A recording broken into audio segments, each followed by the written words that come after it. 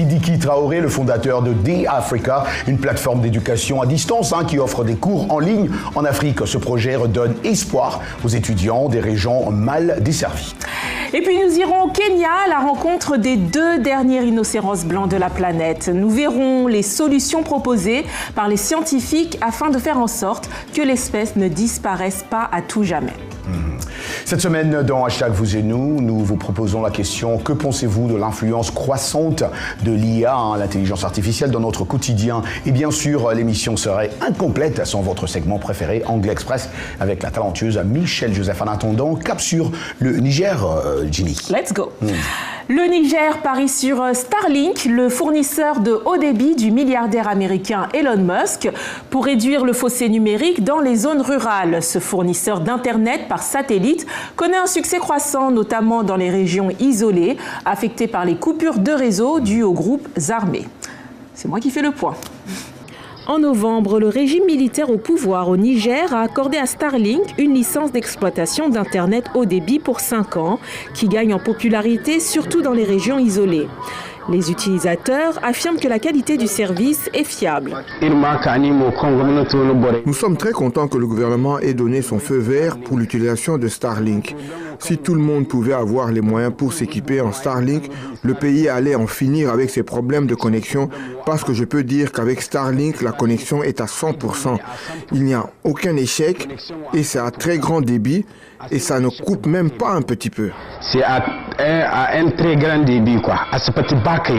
Dans ce vaste et désertique pays, le taux de pénétration d'Internet a reculé entre 2022 et 2023, passant de 37% à 32%, notamment à cause de la destruction d'antennes par les groupes armés actifs dans certaines parties du pays. C'est à cause du persistant problème de connexion que le gouvernement a autorisé l'utilisation de Starlink. Des fois, on nous sollicite même en blouse pour installer Starlink. Dans la semaine, on a un rythme d'installation de 2 à 3 Starlink parce que les gens se sont rendus compte que la connexion avec Starlink se fait à partir d'un satellite et qu'il n'y a jamais d'interruption. Le service est abordable pour beaucoup. Les équipements Starlink sont importés du Nigeria voisin, d'où ils entrent parfois frauduleusement. Une quinzaine de pays africains ont signé des accords pour autoriser le déploiement de Starlink sur leur territoire. Le matériel peut fonctionner avec un groupe électrogène, 2 batteries de voiture et à l'énergie solaire. En tout cas, c'est une initiative intéressante et prometteuse pour le Niger. L'accès à Internet dans les zones rurales est crucial, Ginny, tu l'as dit, pour le développement économique et social. Ouais. Et Starlink semble offrir une solution innovante face aux défis géographiques et sécuritaires. Je pense que si cette technologie parvient à se déployer efficacement, elle pourrait, on doit le dire ici, elle pourrait réellement transformer la connectivité et réduire les inégalités, Ginny, tu l'as si bien dit, numériques, dans ces régions isolées, dans des régions, des villages. On sait, quand on voit au Mali, au Congo, au Cameroun, en Angola, ces coins reculés qui n'ont pas accès facilement à Internet, Starlink is there for them. Ouais. C'est l'avantage du réseau par satellite, c'est que ça va partout, même dans les zones isolées. Et voilà, bien toute autre chose en ce moment. Ginny le disait aussi en titre, 2 rhinocéros blancs du Kenya. Les derniers représentants de leur espèce encore en vie sont au cœur d'une course contre la montre pour préserver leur survie face à l'extinction, comme on appelle l'extinction imminente de cette espèce emblématique. Les scientifiques explorent la fertilisation in vitro comme la dernière solution possible. Cette avancée pourrait offrir une lueur d'espoir pour l'avenir du rhinocéros blanc. Découvrez en tout cas tous les détails ici avec notre collègue qui a la superbe Ginny Liwa. Suivant. À cause du braconnage, Najine et sa fille Fatou sont les 2 derniers rhinocéros blancs du Nord encore en vie. La sous-espèce est déclarée techniquement éteinte après le décès de son dernier mâle, Soudan, en 2018. Une récente percée scientifique pourrait permettre de créer un embryon de rhinocéros blanc du Nord en 2025 et sauver la race. Le 20 décembre 2009, nous avons reçu 4 rhinocéros blancs du Nord, 2 mâles et 2 femelles. Les 2 mâles étaient Souni et Soudan et les 2 femelles étaient Najin et Fatou. Et j'ai vraiment pris soin des 4 et j'étais avec Soudan jusqu'à la dernière minute où il est mort le 19 mars 2018. Et ce fut vraiment un jour si triste pour moi de perdre le dernier mâle rhinocéros blanc du Nord et cela a vraiment secoué le monde entier. Ni Najin, ni Fatou, respectivement fille et petite fille de Soudan, ne peuvent mener de grossesse à terme en raison de problèmes utériens. Mais Fatou produit encore des ovules viables, collectés par des scientifiques qui pourraient être ensemencés lors d'une fécondation in vitro. La raison pour laquelle les 2 femelles ne peuvent pas avoir de bébé est que Najin a déjà atteint la ménopause. Elle a 35 ans et deuxièmement, si nous devions l'utiliser, elle ne peut pas supporter la grossesse car sa patte arrière est en quelque sorte déformée. Fatou a été accouplée 2 fois avec l'un des mâles, Souni, et nous attendions à ce que Fatou mette bas, mais rien ne s'est produit et elle a ensuite été examinée et on a découvert qu'elle avait un problème de l'utérus. Les œufs sont envoyés en Europe où dans un laboratoire, ils sont fécondés avec le sperme de différents mâles décédés. Même si nous parvenions cette année à implanter un embryon de rhinocéros blanc du Nord pur, nous devrions attendre 1 an et demi, soit environ 18 mois, ce qui correspond à la période de gestation normale ou le temps écoulé entre la conception et la naissance du petit. C'est donc vraiment long. Il faudra encore plus d'1 an. L'idée est d'utiliser comme mère porteuse une femelle rhinocéros blanc du Sud, une espèce proche. Mais il existe d'autres pistes. Au Japon, des chercheurs tentent d'augmenter radicalement le nombre d'embryons, mais aussi la diversité génétique pour les futures FIV en créant des gamètes mâles et femelles.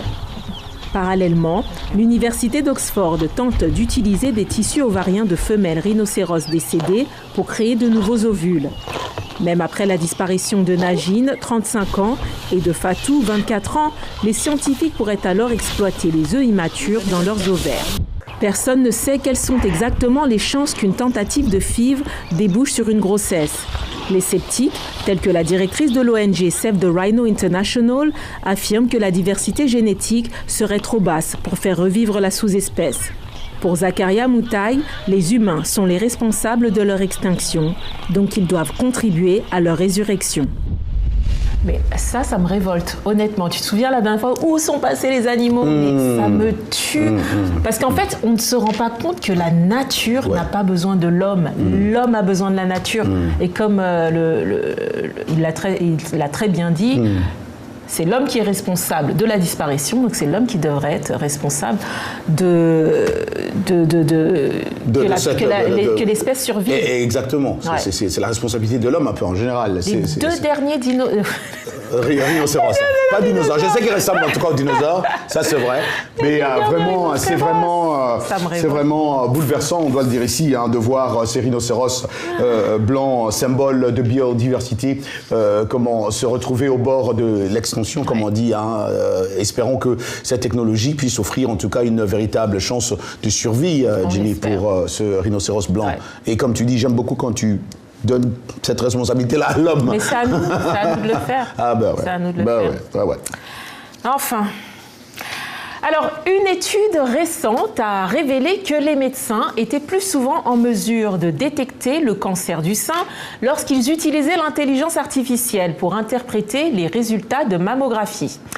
Comme nous le rapporte ce reportage de Dora Mécoire, l'IA a permis d'augmenter le taux de détection du cancer du sein de plus de 17%. C'est un récit de John Liddon. Suivant. Lorsque les médecins ont utilisé l'intelligence artificielle pour analyser les mammographies de plus de 460 000 femmes allemandes, ils ont détecté un cancer supplémentaire pour chaque 1000 femmes testées, selon les chercheurs. L'étude, publiée dans la revue Nature Medicine, est la plus grande exploration en conditions réelles de l'utilisation de l'intelligence artificielle pour aider à détecter le cancer du sein. Le taux de détection du cancer du sein est meilleur et c'est une preuve vraiment solide. Sur cette base, nous devrions commencer à utiliser davantage l'IA dans le dépistage du cancer du sein et à terme, cela devrait devenir la norme. Mais cette amélioration du taux de détection de près de 18% prouve-t-elle que l'IA est supérieure aux humains pour détecter le cancer du sein? L'IA est vraiment adaptée pour remplacer les lecteurs humains dans une certaine mesure. Mais jusqu'où veut-on aller? Ce n'est pas seulement une question scientifique, c'est aussi une question sociale. Quel est le niveau de confiance de la société envers l'IA? L'IA a également contribué à réduire le nombre de faux positifs, mais elle a aussi manqué certains cancers. Cependant, selon les résultats de l'étude, les humains en ont manqué 10 fois plus que l'IA. L'IA, contrairement aux humains, ne se fatigue pas, n'est-ce pas? Je veux dire, l'IA fonctionne de la même manière que ce soit à 2 heures du matin ou en pleine journée.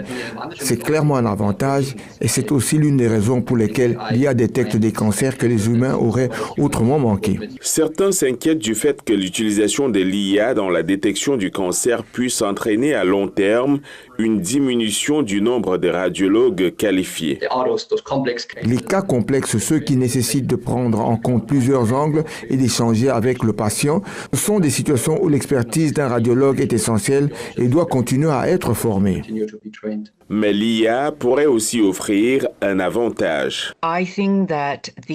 Je pense que l'arrivée de l'IA est une opportunité et un déclencheur pour nous permettre d'être plus enthousiastes à propos de notre domaine. Les radiologues hautement qualifiés auront l'espace, le temps et la concentration nécessaires pour se concentrer sur des tâches plus complexes.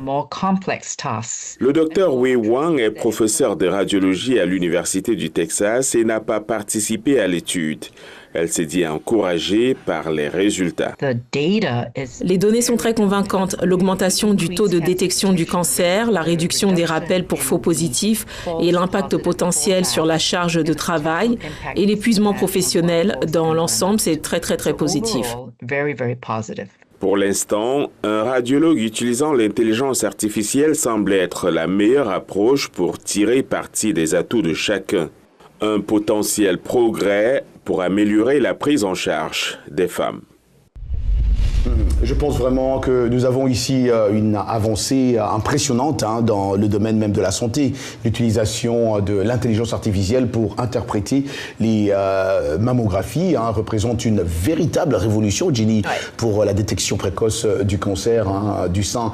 Une technologie pareille pourrait sauver de nombreuses vies en permettant un diagnostic plus rapide et plus précis. Une belle démonstration de l'impact positif de l'innovation technologique aujourd'hui en médecine. Quand on dit la technologie, ben regarde aujourd'hui. C'est tout à fait ça. En tout cas, l'intelligence artificielle dans le domaine de la santé, ça va tout révolutionner. Tout révolutionner. Au niveau de détection, au niveau de la manière dont on va soigner. Ça, par contre, j'aime beaucoup. Ouais, ça, c'est le côté. C'est le côté positif de l'IA, l'intelligence artificielle. D'ailleurs, nous continuons à explorer aussi l'univers fascinant de l'intelligence artificielle. Et cette semaine, notre question hebdomadaire pour vous, chers téléspectateurs, était: que pensez-vous de l'influence croissante de l'IA dans la vie quotidienne? Un grand merci en tout cas pour vos nombreuses réponses comme d'habitude qui soulèvent de réflexions profondes sur les bienfaits et les défis que l'IA apporte à nos vies. Alors nous avons sélectionné comme d'habitude certaines réponses, donc 4 de vos réponses pour partager vos points de vue. On commence avec Sophie Ouedraogo qui nous écrit de la France, Paris. L'intelligence artificielle transforme notre quotidien de manière impressionnante. Elle nous aide à optimiser nos tâches, de la gestion des emplois, du temps, à l'amélioration des soins de santé. Cependant, il est important de rester vigilant quant aux risques liés à la confidentialité et à la sécurité de nos données personnelles. Pour Mamadou Sow au Sénégal, aujourd'hui, je dirais que l'IA est une opportunité pour l'Afrique, en particulier dans des domaines comme l'éducation et la santé. Elle peut faciliter l'accès à des services de qualité dans des régions isolées, mais il faut également être conscient des défis d'adaptation et d'infrastructures infrastructures. Exactement. Chantal Ndombe qui nous écrit du Canada. Moi, je suis impressionné par l'impact de l'IA sur la gestion des entreprises et le secteur technologique. Cela améliore l'efficacité, mais je m'inquiète des effets sur l'emploi à long terme. Les entreprises doivent être prêtes à accompagner les travailleurs dans cette transition. Très bon point. Je pense que beaucoup de personnes s'inquiètent quand même. Oui.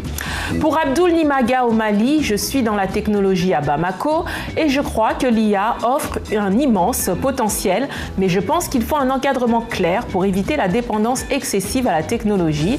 Il est essentiel de promouvoir une utilisation éthique et responsable de l'IA afin qu'elle serve vraiment l'humain. Très bon point. Oui. Très vrai. Il ne faut pas qu'on soit non plus emporté par l'IA. Pas du tout. En tout cas, merci pour vos réponses. N'allez nulle part ailleurs. Nous vous retrouvons dans un instant pour la seconde partie de cette émission. À tout de suite.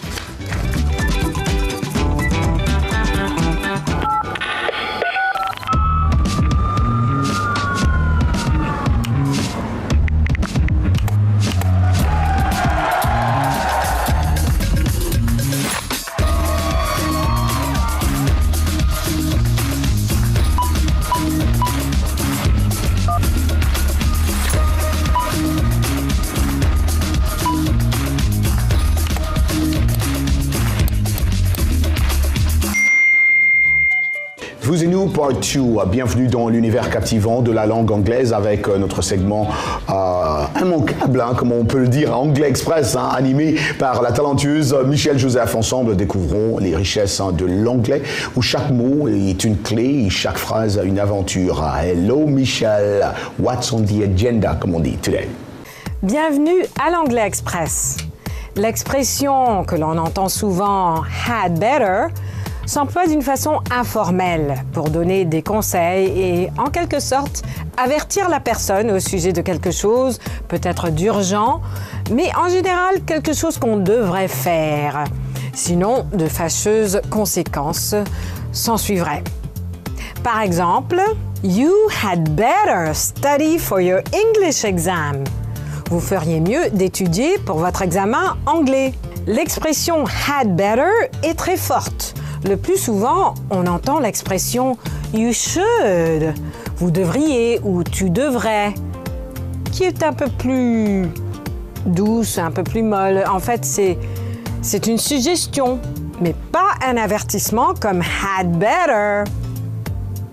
Et bien sûr, c'est le ton qui nous aide à comprendre la différence. On peut même faire suivre ce conseil ou cet avertissement par la phrase qui décrit la conséquence en ajoutant « or » ou, c'est-à-dire où les conséquences vont suivre telles que ceci ou cela. Or, you had better study for your English exam or you will fail the class. Vous feriez mieux d'étudier pour votre examen d'anglais ou vous échouerez au cours. Et voilà pour l'Anglais Express. Merci Michel, très captivant comme d'habitude. Et puis, si vous voulez continuer à être captivé par les leçons d'anglais, dirigez-vous sur notre site voaafrique.com, rubrique Vous et nous. Passons à présent à l'actualité. Ah oui, l'actualité. Allons-y. Alors, la mère de Biggie Small est décédée malheureusement à 72 ans vendredi matin. La maman de Biggie était en soins palliatifs. Voletta a perpétué l'héritage de Biggie après sa mort tragique en supervisant sa succession et en aidant à transmettre sa fortune à sa famille, notamment à sa fille Tiana Wallace. Le patrimoine de Biggie était estimé à environ 10 millions de dollars au moment de sa mort et il est aujourd'hui estimé à 160 millions de dollars. Son compte Instagram était principalement consacré aux réalisations de son fils, B.I.G., de son vrai nom Christopher Wallace. Il a été abattu à Los Angeles, on se rappelle, en 1997, après la mort par balle de son rival Tupac Shakur. On se rappellera toujours de ces deux-là. C'était épisode très noir du hip-hop. Je ne sais pas si tu as vu récemment, il y a une semaine, il y a une vidéo de Tupac qui a pris de l'âge. L'intelligence artificielle va nous tuer. C'est pas possible, pas possible. Mais on reste toujours dans l'actu, une nouvelle vraiment triste. C'est le cinéaste malien Souleymane Cissé, l'une des grandes figures du cinéma africain, avec une carrière qui a duré plus de 5 décennies, est décédé à l'âge de 84 ans, a annoncé mercredi la télévision malienne. Cissé restera dans l'histoire comme le premier réalisateur noir africain à remporter un prix pour un long métrage au Festival de Cannes. En 1987, il a obtenu le prix du jury pour Yélène, La Lumière, et en 2023, il a été couronné du Carrosse d'or pour Figné, Le Vent. Né à Bamako, au Mali, il a poursuivi ses études au Mali, au Sénégal et à Moscou avant de devenir un acteur clé dans la défense du cinéma africain. Il a aussi été président de l'Union des créateurs et entrepreneurs du cinéma et de l'audiovisuel de l'Afrique de l'Ouest. Tout au long de sa carrière, Souleymane Cissé a été honoré à 2 reprises de l'étalon d'or de Yenenga, la plus haute distinction du Festival panafricain du cinéma et de la télévision de Ouagadougou, témoignant ainsi de l'impact durable de son œuvre sur le cinéma mondial. Paix à son âme. Donc on va maintenant au Kenya où une entreprise innovante met à profit l'art ancestral du soufflage du verre pour donner une seconde vie aux résidus en les transformant en sculptures, gobelets, perles et bien d'autres objets. Cette démarche créative allie tradition et durabilité en réutilisant des matériaux souvent négligés pour créer des œuvres d'art uniques. En tout cas, le reportage est signé ici Juma Majanga depuis Kajiado au Kenya et accompagné bien sûr du récit de notre collègue Jean-Roger Bion qui met en lumière l'impact de cette initiative sur l'économie locale et l'environnement. En tout cas, une belle illustration de l'ingéniosité africaine où de la culture et la préservation de la planète se rencontrent. Suivant. Chez Kitengela Hat Glass, en bordure du parc national de Nairobi, James Gashuki et d'autres artisans s'affairent à recycler les résidus de verre pour en faire des produits colorés en utilisant l'art traditionnel du soufflage. Nous avons des verres à vin, des gobelets, des vases assortis, des cruches, des sculptures aussi. Et pour les objets moulés, nous avons des dalles que nous utilisons pour fabriquer les meubles et les panneaux.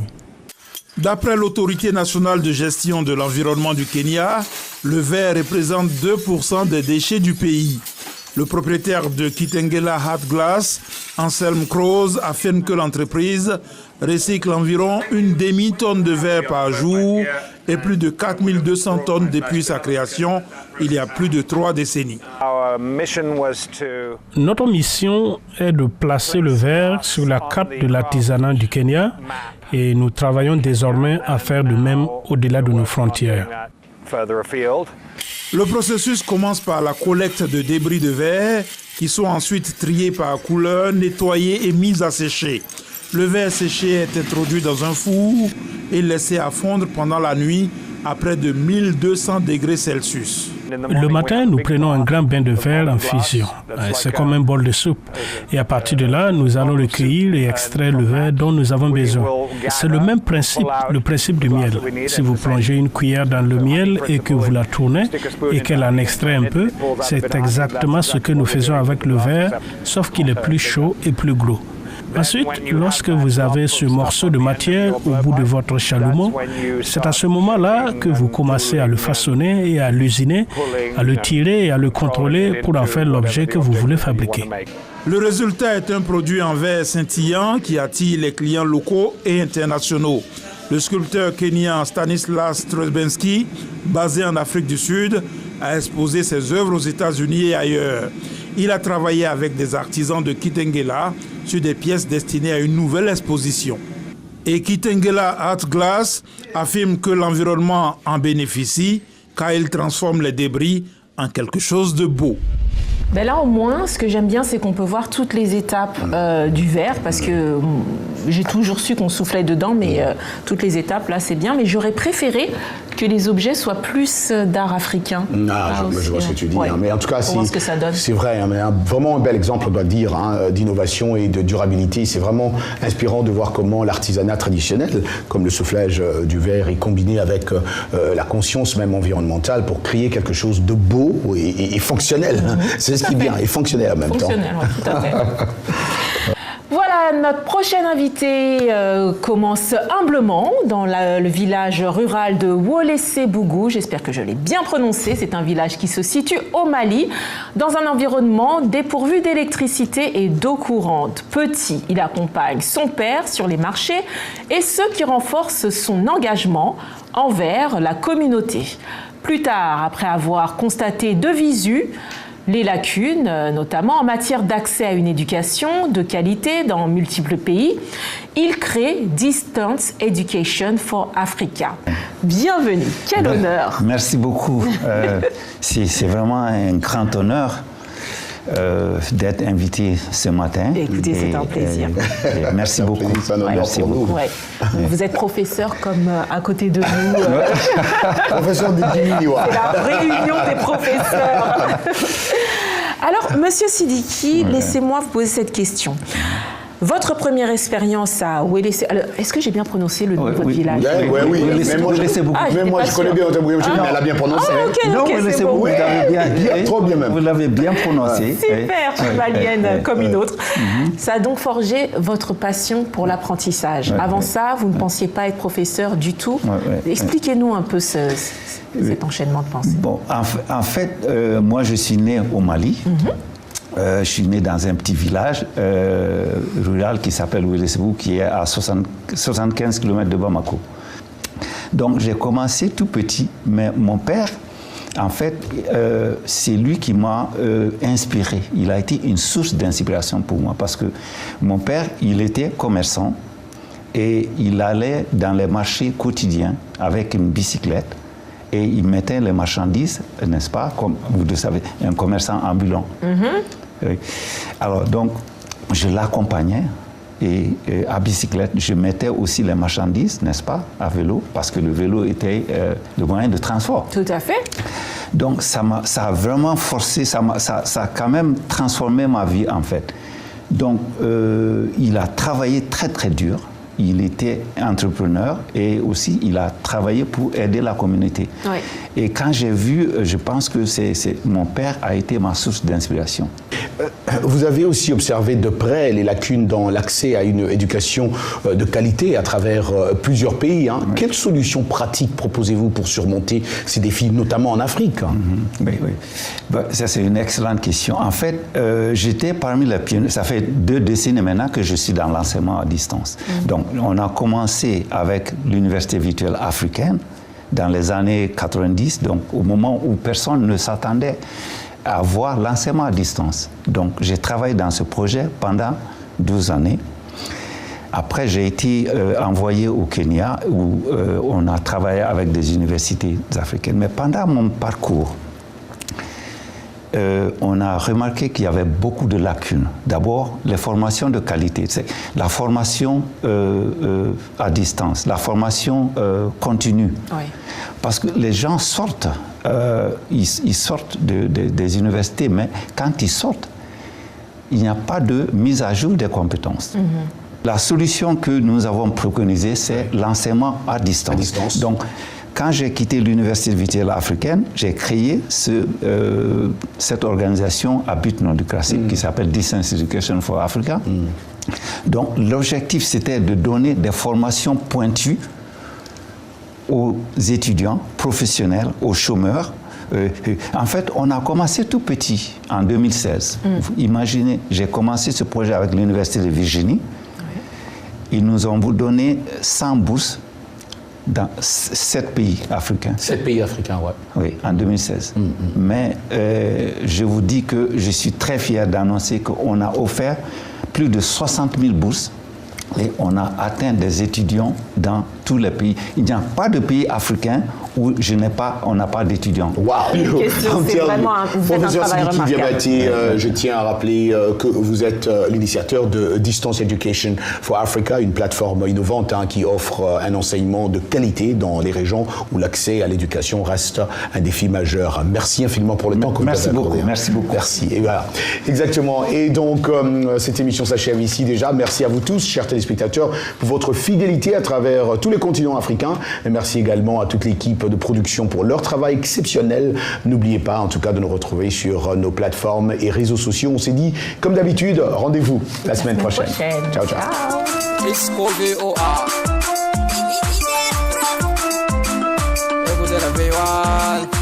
V1 Africa, c'est la V1 Africa, V1 Africa, je lance le V1 Africa.